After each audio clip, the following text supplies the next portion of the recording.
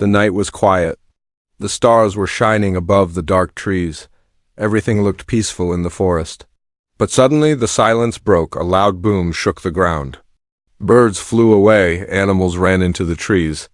A ball of fire fell from the sky and crashed deep inside the woods. Flames rose high. Smoke filled the air. Something strange had fallen. Ethan, a forest ranger, was sleeping in his small cabin nearby. The sound woke him up.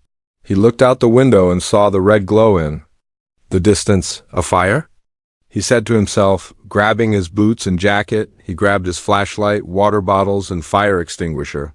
He had seen many fires before, but something about this one felt different. He ran toward the light, dodging trees and fallen branches. The heat grew stronger. The fire was spreading fast. But he didn't stop. As he reached the crash site, he saw something he couldn't believe, a round metal object, half buried in the ground, still burning hot.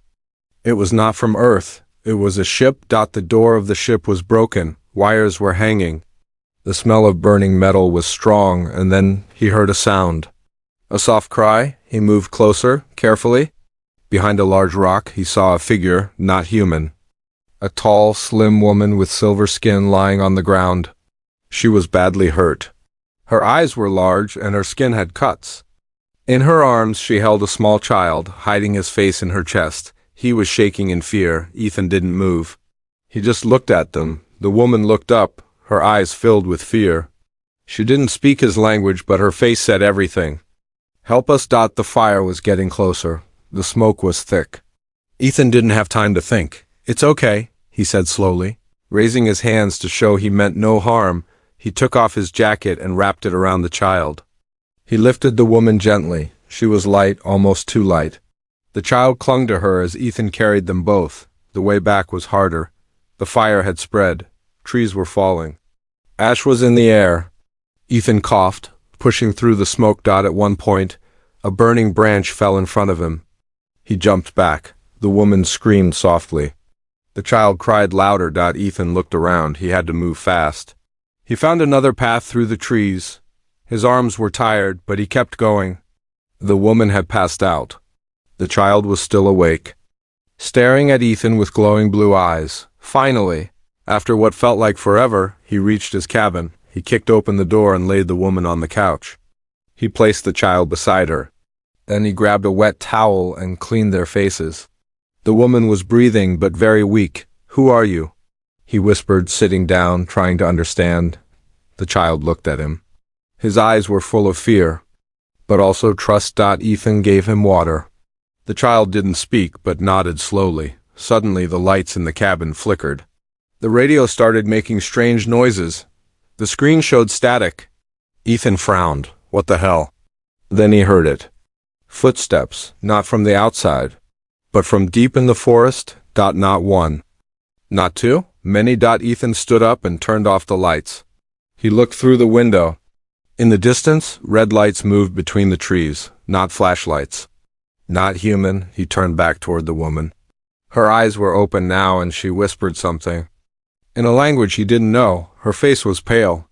She pointed toward the window. She looked terrified. Whoever was out there was not here to help. Ethan understood one thing clearly. These two were being hunted, and now, so was he. Ethan didn't sleep that night. The alien woman was still unconscious, lying on the old couch.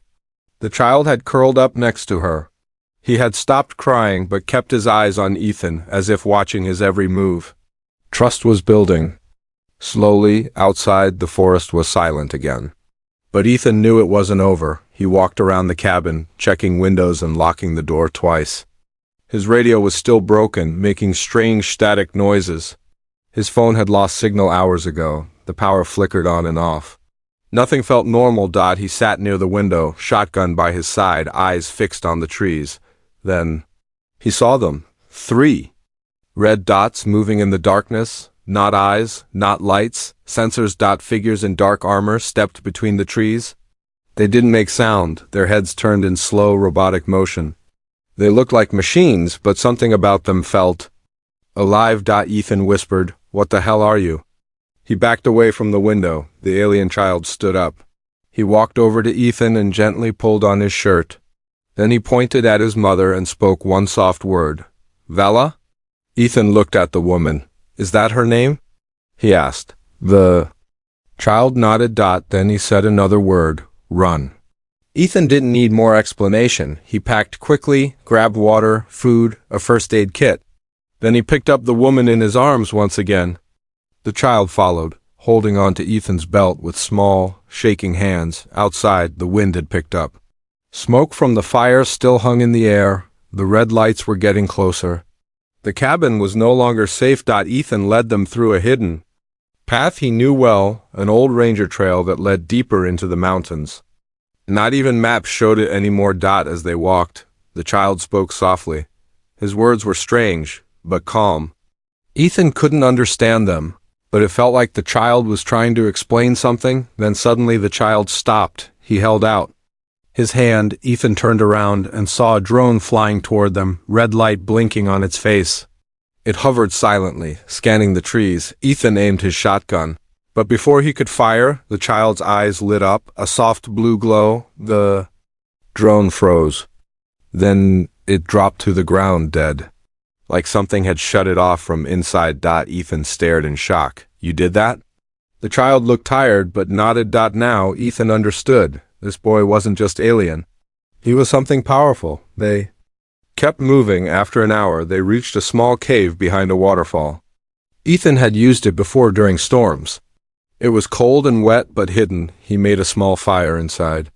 The woman, Vela, finally opened her eyes again. She tried to sit up. Ethan helped her. You're safe, he said, for now. She looked at her child, then at Ethan. Slowly, she raised her hand and touched her temple. Then she pointed at Ethan. A light appeared, a small, glowing hologram. It showed a group of aliens, peaceful, beautiful creatures standing in a green world. Then the image changed. Fire, war, death, ships falling. Creatures in black armor, the same ones from the forest, attacking her people. Ethan watched. Quietly, she was showing him her past. Vela touched her stomach, then pointed at her child. Then at Ethan, her voice came out soft and shaking. Protect her. Ethan felt a chill. Is that what I am now? He asked. The child sat beside him and leaned on his shoulder. Maybe he didn't choose this. But now it was too late to turn back. Suddenly the fire flickered. The air felt heavy. Ethan stood up. Outside, a sound echoed in the forest. Not footsteps, but a voice, robotic, deep in broken English. Surrender. The boy. Ethan's hands tightened around his shotgun. He looked at Vela. She looked scared. The child hugged her. Ethan stepped out of the cave, heart pounding. In the distance, 3 figures stood at the edge of the trees. Their armor glowed red. Their faces were hidden. One of them stepped forward. You are not their kind, the voice said. This is not your fight. Ethan raised his gun. You made it my fight the moment you stepped into my forest. The alien paused. You will lose? Maybe, Ethan replied, but not tonight. Behind him, Vela placed her hand on the child's back. His eyes began to glow again. Brighter this time. The night grew colder. Wind whispered through the trees, carrying tension like a storm about to break. Inside the cave, Ethan stood still, facing the 3 armored figures outside. The child's glowing eyes lit up the dark stone walls. His mother, Vela, held him close, whispering words only he could understand. Ethan didn't know what the boy could do, but he felt it. Power. Something deep and ancient was waking up inside that child. The armored alien stepped forward. You cannot protect them, it said again, in a low, robotic voice. Give us the child. You will not be harmed. Ethan kept his shotgun raised. You're lying. No response, just silence. The kind that comes before violence. Then suddenly, boom! A burst of blue light shot past Ethan from behind.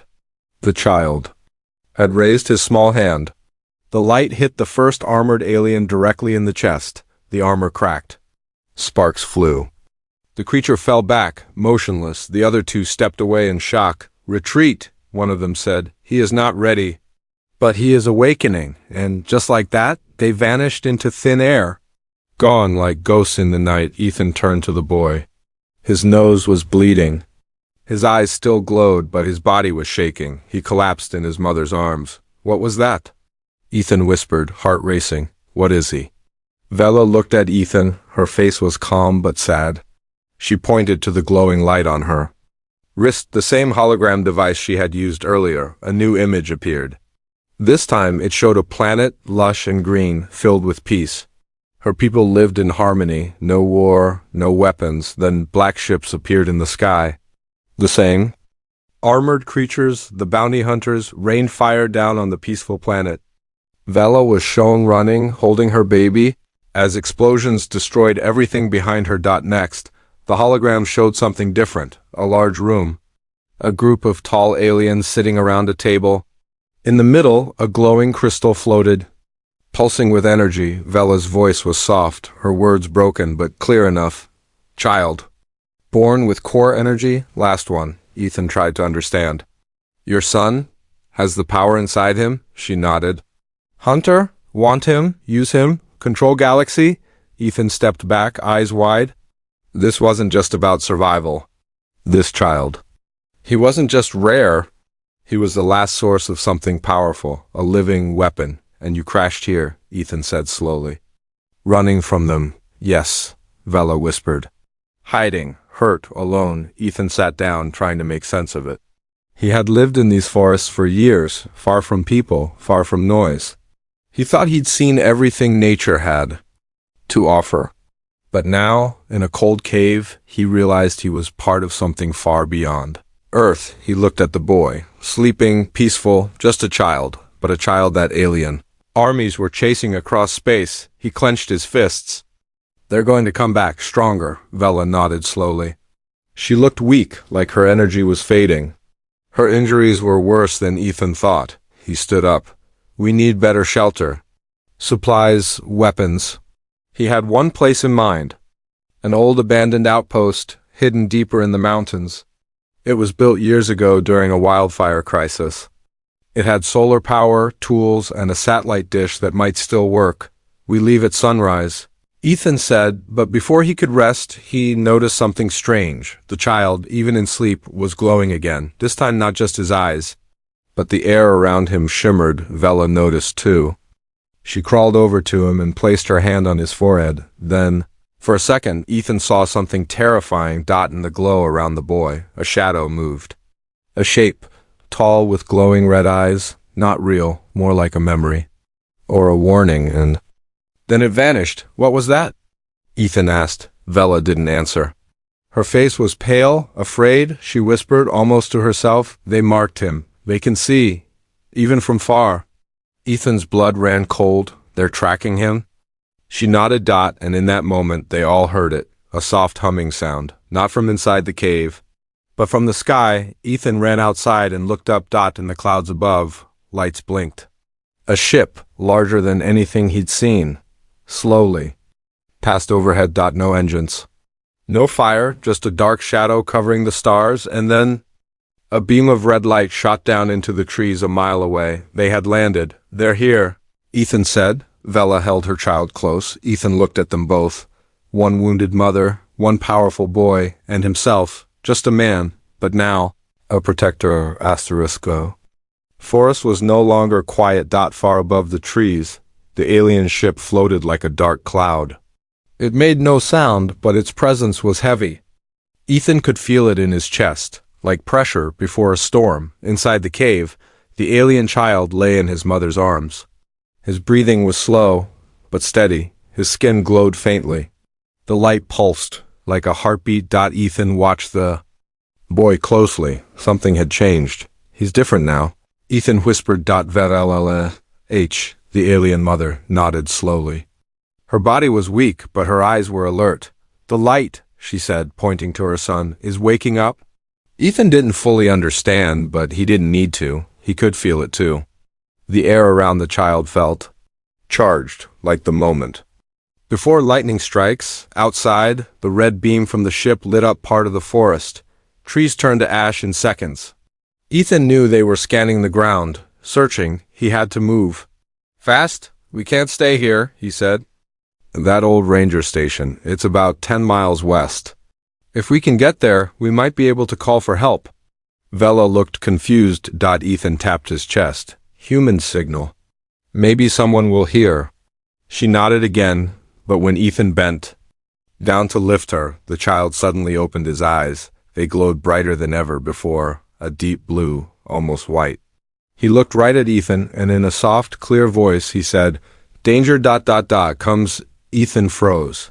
The boy had spoken English. Broken but clear. "You can speak?" Ethan asked. The child blinked, confused. Then pointed toward the forest. Ethan stepped outside the cave.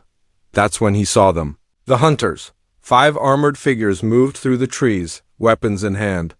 They didn't walk like soldiers. They moved like shadows, fast and smooth. Each wore dark metal suits, with glowing red lines across their helmets. One of them stopped and sniffed the air. It made a low growl, then pointed straight toward the cave. "They found us," Ethan whispered. He rushed back inside.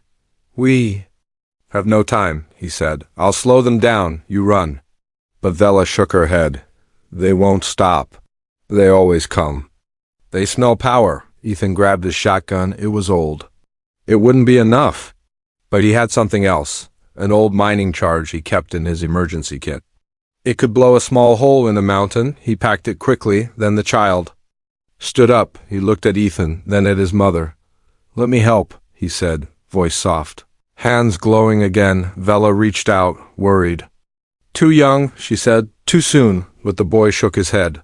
He stepped outside. Ethan followed. The hunters were now only 50 feet away. One raised his weapon. The boy raised his hand. A wall of light exploded from his body. Silent. Smooth and wide. It moved like a wave, pushing through the trees. The hunters froze. Their suits began to spark. One dropped his weapon. Another screamed in a strange, high sound. The light didn't burn them. It confused them, broke their connection to something. Like their minds were being scrambled, and then they vanished. Gone in a flash of red dust, Ethan stood in shock. The child fell to his knees, breathing hard. His glow faded. Vela ran to him, held him close. "He's not a weapon," she said softly. "He's balanced, light, but not ready." Ethan nodded, eyes still wide. He just saved us. But he knew something was wrong. That power, it came with a cost. The boy looked pale now. He was shaking. "We need to get to shelter," Ethan said. "Now." They began walking. Ethan carried the boy. Vela walked beside them, slow but strong. Hours passed. Finally, they reached the old ranger station, a large metal building covered in vines. Inside it was dusty but safe. Ethan checked the generator. It still worked. He turned on a light. For the first time in days, the room felt warm. He laid the boy on a cot. Vela sat beside him. Ethan found an old radio and turned the dial. Static. Then a voice. Unidentified signal. Mountain Sector B. Please respond. He grabbed the mic. "This is Ranger Ethan Shaw. I need help. I have injured civilians. Unknown origin. We're under attack." Silence. Then, "We hear you, Ranger Shaw. Help is on the way." Ethan smiled for a second, but Vela suddenly looked up. Her face went pale. She pointed to the sky. Ethan rushed outside. Above them, a new ship had arrived. Smaller, sleeker, black as night. From its side, a symbol flashed. One Ethan hadn't seen before. Not red. Not Hunter, but something else. And as it landed, a voice echoed inside Ethan's mind. "The boy is not safe. Not even here. There's more coming." The black ship hovered above the ranger station like a bird of prey. Its surface didn't shine. It absorbed the light. There was no sound from its engines. Just silence and pressure inside the cabin. Ethan held the child close. The boy was still unconscious but alive. His glow had faded, leaving his skin pale and cold. Vela sat near him, gently holding his hand. Then they heard a knock. Loud. Just calm, slow, one knock. Then 2. Ethan stood by the door, shotgun ready. "I don't think that's the hunters," he whispered. Vela didn't speak. She stared at the door, holding her breath. The knock came again. Ethan opened it just a little. A tall figure stood there. Not in armor. Not a monster. He was humanoid, long silver coat, black gloves, dark eyes. His face was calm. Too calm. He didn't step inside. He simply looked at Ethan and spoke. I'm not your enemy. Not yet. Ethan didn't lower his gun. Then who are you? The man pointed to the sky. They are only the first wave. Others are coming. Worse, you have no idea what that child means. Ethan narrowed his eyes. He means something to me, that's enough. The man smiled. Just a little. He's not a weapon. He's not even a boy. Not anymore. He's a key. And you, human, are the one holding it. Ethan stepped outside, closing the door behind him. If you're not here to take him. Why are you here? The stranger looked up at the ship. I'm here to give you a choice. He raised his hand. A small black cube appeared, floating in the air. It spun slowly, glowing faint blue. This is an ancient beacon. If you activate it, others like me will come. We don't want the child, but we want peace. If the hunters get to him first, peace will never exist. Entire star systems will fall. Ethan stared at the cube. What's the price? The man didn't blink. You protect the child. You keep him hidden. You fight for him. If needed, you die for him. Ethan laughed once, dry and tired. That's not a choice. I already made that decision. The man placed the cube in Ethan's hand. Then he said one last thing. There is no Earth after this. Only war. And with that he vanished, his body turning to dust in the wind. The ship above him faded away, cloaking itself, disappearing into the sky. Ethan stood there for a long time, holding the cube. No Earth after this. Only war. He walked back inside. Vela looked at him with tired eyes. You saw them, she said. Yes, Ethan replied. He called the boy a key. Vela nodded. To life or to death. The child moved slightly in his sleep. Then, suddenly his eyes opened. Not blue. Not white. Gold. Ethan stepped forward. Hey, are you okay? The boy looked up at him. Then he spoke clearly, calmly. Ethan, they're coming. Ethan knelt beside him. Who? The boy looked at the ceiling. All of them. And then the building shook. A rumble rolled through the forest. A sound like thunder, but not from the sky. From the ground. Ethan ran to the window. From the north, black clouds were rising. Not smoke, not weather, ships, dozens of them. Some small, some massive. Red lights, claws, weapons. They flew like insects, swarming toward the station. The hunters were returning, but this time, they brought an army. Ethan turned to Vela. We can't run anymore. She stood up. Her wounds had healed slightly. Her eyes were clear now. No. We fight. Ethan placed the beacon cube on the table. If I activate this, we call more of his kind, more like that man. We may be safe, or we may bring war to Earth. The boy stood now too. His glow returned, golden, steady. He walked to Ethan and held his hand. You are my protector, he said. But I will protect too. Ethan looked down at him. He was just a forest ranger. A man who liked quiet, trees, birds, but somehow, in just a few days he had become the guardian of the most important child in the galaxy. He looked at the cube. Then at the sky, outside, the ships were getting closer. Ethan pressed the cube. It lit up, spinning faster. A beam shot into the sky. Above the clouds. Something answered. Another light. Brighter, warmer. A fleet of golden ships appeared above. Earth, silent but powerful. A new war had begun, but so had a new hope. Asterisk. The golden beacon floated in the air above the ranger station, spinning faster every second. Its light shot straight into the clouds, like a signal flare calling to something far away or something watching. Ethan stood outside the station. The child at his side, Vela behind them. The sky above was now full of shadows. Enemy ships. Dozens, dark and sharp like knives. They hovered low, ready to strike, but on the horizon, golden lights began to appear. Ships of a different kind, smooth, bright, quiet. Their shapes were unlike anything made by humans. They didn't roar. They hummed. A storm was coming. And both sides were ready. Ethan looked down at the child, whose golden eyes were glowing. Again, you sure you're ready for this? he asked. The boy didn't answer. He simply stepped forward, staring at the ships in the sky. Then he said softly, "I am the balance." Ethan took a deep breath. This wasn't just a fight between aliens. This was now a war over what kind of future would exist, one ruled by power or one protected by hope. He ran back into the station. He needed whatever help he could find. Old radios, outdated solar batteries, wires, cables, a broken pulse rifle from a crash years ago. He worked fast, his hands steady, even as explosions lit up the sky outside. Vela helped him, her movements slow but focused. She knew her son couldn't face this alone. He would need more than power. He would need time. Above them, the first red laser struck the trees. Fire spread fast. Ethan's forest, his quiet home, was turning into a battlefield. The enemy landed. Dozens of armored hunters stepped out from black dropships. They didn't walk. They marched, straight lines, glowing red helmets, weapons raised. In front of them stood a massive figure, twice the size of the others. His armor was darker. His voice was deeper. "The child belongs to us," he said through a speaker that echoed through the valley. "Give him, and we will leave your world in peace."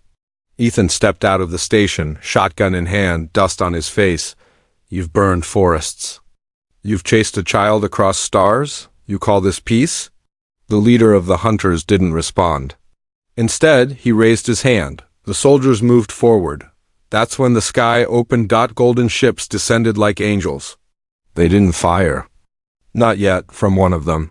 A single figure floated down, the man in the silver coat who had given Ethan the cube. But now, he wore golden armor, glowing softly. He looked at Ethan. "You held your promise. Now we will hold ours." Then battle began. Light and fire exploded across the valley. Red and gold clashed in the sky. Ships twisted, spun, collided. Beams of energy cut through clouds. Trees shattered. Ground cracked. Ethan ran through the smoke, planting charges he had made from old mining gear. Vela covered him, her arm glowing as she redirected blasts with a strange shield. The child stood in the center of the chaos, not hiding, not running. He closed his eyes. And then everything stopped. For just 1 second, the air grew heavy. The light around him expanded, not like a weapon, not like a bomb, like a wave of calm. Suddenly, enemy soldiers froze mid-step. Their weapons fell. Some turned away, confused. Others dropped to their knees, shaking. The leader roared, "Stop him! Stop the pulse!" But it was too late. The child opened his eyes. His golden glow wrapped around the valley like a shield, pushing back the hunters, burning away their red light. Above, one of the largest enemy ships exploded. The Golden Fleet cheered, a silent message sent through light instead of sound. Ethan dropped behind a burned tree, watching it all. The boy wasn't destroying, he was healing. Balancing. Returning things to what they were before war. Even the fire in the trees began to die down. The enemy leader ran forward, breaking through the light. He was too strong to be pushed back. He reached the child, raised his weapon, but before he could strike, Ethan tackled him. The gun fired, missing the boy by inches. The hunter grabbed Ethan by the throat and lifted him into the air. "You are nothing," he growled. "Just a man." Ethan choked, staring into the red lights of the monster's helmet. "Maybe," he gasped, "but I'm still breathing." Then he pulled the pin on a hidden explosive charge strapped to his chest. Boom. Smoke covered the field. The child screamed. The enemy leader was gone, and Ethan was gone too. Inside the silence, the child's glow began to flicker. He dropped to his knees. Vela ran to him. "Stay strong," she whispered. "He gave everything. For you." Tears rolled down the boy's face. He looked at the sky above. The last of the red ships were retreating. The battle was over, but something was still missing. And then, a cough, a figure stepped from the smoke, covered in burns, limping badly. It was Ethan. Alive. Barely. The child ran to him. Ethan smiled weakly. "Did we win?" The boy nodded. "You protected us." Ethan closed his eyes for a second and whispered, "Let's finish this." The battlefield was silent now. Smoke drifted through the broken trees. The ground was burned, cracked, and covered in ash. But the sky, for the first time, was clear. Ethan sat on a large rock, bleeding and bandaged, wrapped in a silver cloak given by the golden-armored beings. He looked tired, older, but peaceful. Beside him stood the boy, no longer glowing, but calm, steady, and watching the horizon. The child turned to Ethan. "Is it over?" he asked softly. Ethan looked up. For now. Vela stood nearby, her arm around her son. Her wounds had healed slowly, but her eyes still carried sorrow. She had lost everything, her people, her world, but not her child. Not her hope. Above them, the golden fleet hovered quietly, like guardians. The hunters were gone, defeated, scattered. The man in the silver coat approached Ethan again. He bowed his head, a sign of respect. "You have done something no one else." "Dad," he said. "You gave your life without asking anything back?" Ethan gave a small smile. "Didn't work out." "I'm still alive." "Barely," the man replied, "but your soul was tested, and now you must choose." "Choose what?" The man looked at the child. "The galaxy cannot hold him much longer. He is a key to something ancient, something hidden. We can protect him. Teach him. But he must leave Earth. If he stays, they will return. Worse ones, wiser ones." Ethan looked at the boy. "So he goes with you?" The boy didn't speak. He just stared at Ethan, as if silently asking the same question. Ethan took a deep breath. His forest was gone, his home destroyed, but something inside him felt complete. This fight had given him purpose. He looked at the man. "If he goes, then I go too." Vela turned in surprise. "You will leave Earth?" Ethan nodded. "He's not just your son now. He's mine too. I saved him, but he saved me first." The man gave a slow nod. "Then both of you will come. But there is one more thing." He held out a small crystal. Inside it glowed a swirling golden light. "This is the memory of your world," he said. "Everything Earth gave you, everything it taught him. It lives in this now. When he feels lost, this will remind him." The child reached for it carefully. As soon as he touched it, images appeared in the air: the green forest, birds in the sky, Ethan's cabin, campfires, laughter, wind in the trees, memories of peace, of home. The boy held the crystal close to his chest. "I will remember," he said. A golden platform appeared behind them, smooth, bright, and floating above the ground. It was their way off Earth. Ethan turned one last time to look at the sky. He remembered the days he spent walking the trails, counting the stars, living alone. Back then, he thought he didn't need anyone. He thought Earth was enough. But now, he had something bigger to protect. Family. The child climbed onto the platform. Vela stepped on after him. Ethan paused. He bent down and picked up a handful of soil, rich, dark, still warm. He placed it in a small jar. "For the journey," he said. Then he stepped onto the platform. The ship above opened slowly. A warm light poured down. The three of them rose into the sky, not in fire, not in fear, but in peace. The ship carried them away. Earth grew smaller below. The war had ended. But their journey had just begun, months later. In a star system far from Earth, a new planet spun quietly in space. Green lands, blue waters, strange trees. Peaceful wains. Here, a small home stood on a hill. Beside it, a field of flowers. Inside the home, the child, now taller, stood by a window, watching the stars. Vela was cooking something warm. She smiled more these days. Ethan stepped outside, now wearing a long coat like the Silver Man once did. A signal device on his arm blinked. He checked it. More children like the boy were being found. Survivors. He would help train them. Guide them. He had become more than a ranger now. He had become a protector of worlds. The boy came outside and sat beside Ethan. "Do you miss Earth?" he asked. Ethan looked at the sky. "Sometimes," he said. "But I think Earth gave me everything I needed before I left." The boy nodded. "I'm not afraid anymore," he said. "You don't have to be," Ethan replied. "You're not alone." Far in the distance, a red star blinked, a reminder that darkness still existed. But for now, light had one. And in this new home, on a new world, a child with golden eyes, his mother, and one brave man had built something stronger than war. They had built peace.